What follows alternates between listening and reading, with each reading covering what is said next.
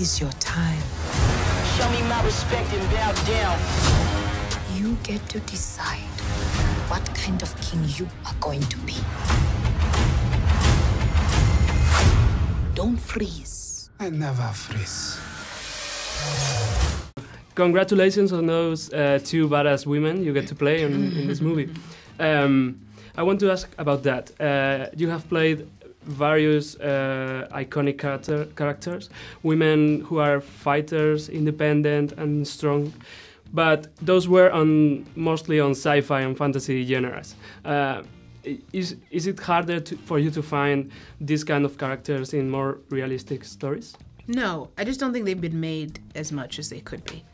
I think there are a lot of really, like when I think of some of the biggest superheroes I know, there are a lot of women who've won Nobel Peace Prizes. They're the women of Liberia, the peace movement, who basically stopped a war through peaceful means and very specifically feminine ways of combating issues.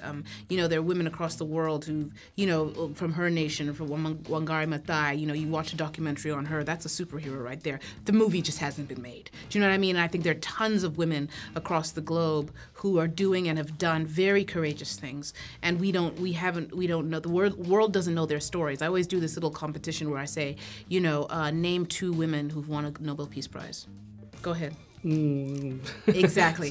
And those are superheroes, but we don't have their stories. So I think it's very, very, there are many stories in the real world that are very compelling and very powerful around women, and women from the continent and women from across the globe who are doing astounding things. But yeah, those stories have to be put to the screen.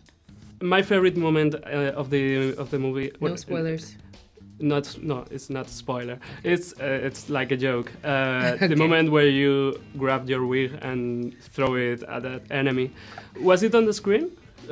On the script, sorry? You know, it was, and I think it was really cool to me. I had no idea the reaction it would have with the world, but you know, I read it and I thought that was thrilling. I thought her, you know, her discomfort with that thing from the get-go, and then, you know, using it as a weapon, I thought that was really powerful and interesting and subversive around what femininity really can look like. You will not be able to stay home, brother. You will not be able to plug in, turn on, and cop out. Wakanda forever! The revolution will not be televised. Let's have some fun.